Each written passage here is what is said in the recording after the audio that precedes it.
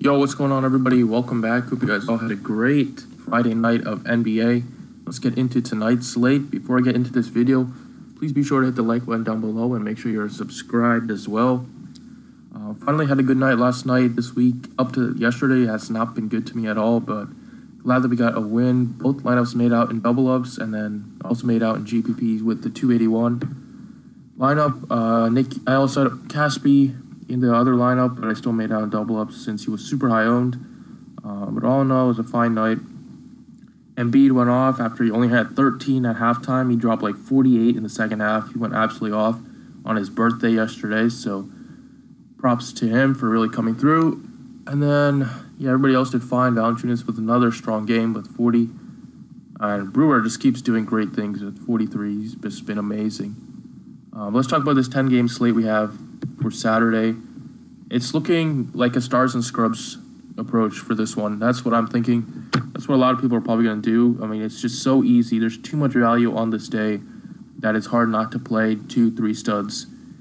We just got news that more injury news from the Mavericks. No Harrison Barnes today. No Dorian Finney-Smith.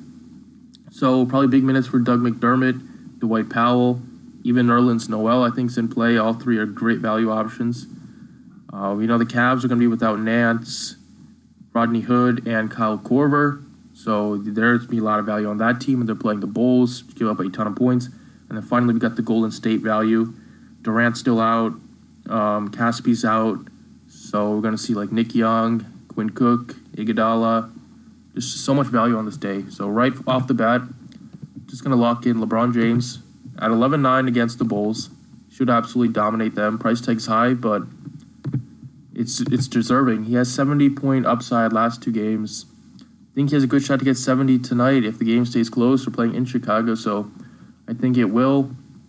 And it is just a great matchup for James. He's averaging 56 in 3 games against them, but I don't think they've played since the trade. And just since LeBron James has to do everything now, all the injuries, he's taking a ton of shots. He's never taken this many shots earlier this year, and he's just been doing everything for this team.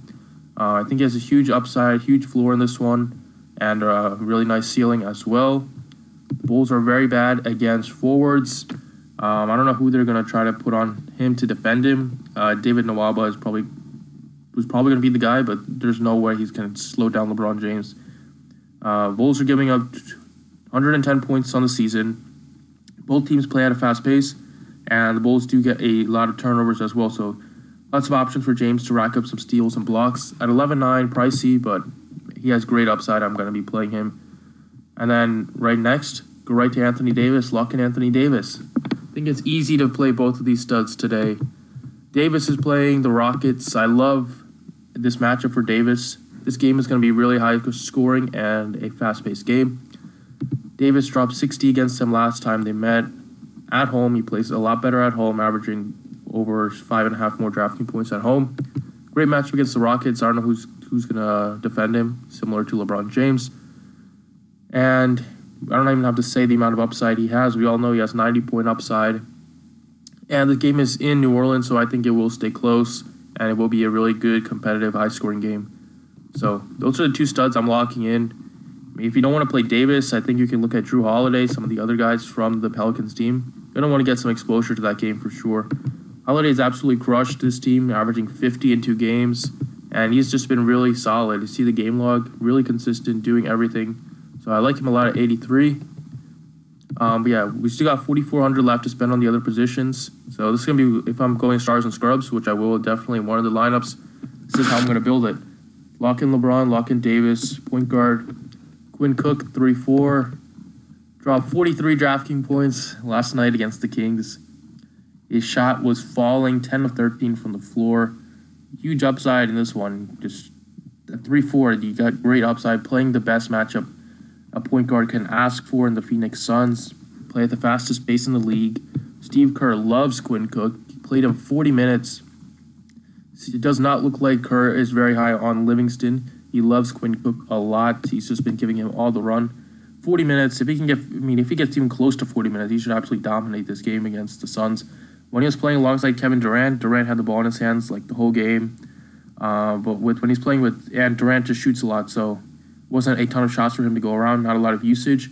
But Draymond Green's not much of a scorer. He's much more of a facilitator and a rebounder and a defensive presence. So Kuka's going to have a lot more usage, a lot more opportunity to score the ball. And against the Suns, I think he can put up points, and he's probably their best option to really put the ball in the basket. So I love him at 3-4. He's going to be popular, but I don't know how you get off of him. All right, at shooting guard, let's go with another Warrior and Nick Young.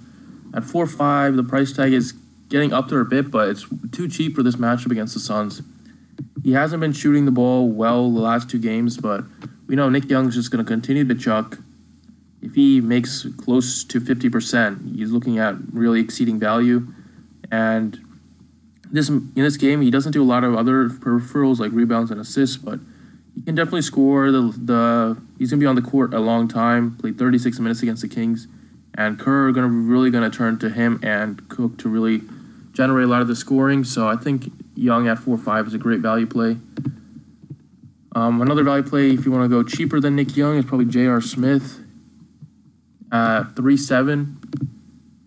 You know, J.R. Smith and Nick Young are kind of a similar player.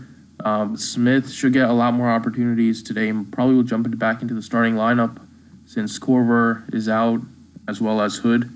So Smith is probably a fine option there. But yeah, one more value play. Let's go with the Cavs and go with Jeff Green. At 4-6, no Nance, no Hood. Means big minutes for Jeff Green at 4-6 against the Bulls. Really good matchup here. Should get about 30 DraftKings points. That's what I have him projected as. Should be on the court a long time, and always playing next to LeBron James always helps because LeBron's a great passer, gets him some easy looks, and Jeff Green is still a pretty good offensive weapon. So put Jeff Green in. We still got 47 left. There's still a lot more value plays. Doug McDermott is probably a great value play at 3-5 against the Nets. Even Nerlens Noel at 3-8. And he can definitely pay up for one more guy if you want to, if you can get some 3K guys in there. But yeah, those are the 5 guys. Should get you started. That's probably going to be a chalky cash lineup build tonight, but that's the way to go, I'm seeing. Thanks for watching, everybody. I appreciate it, and good luck.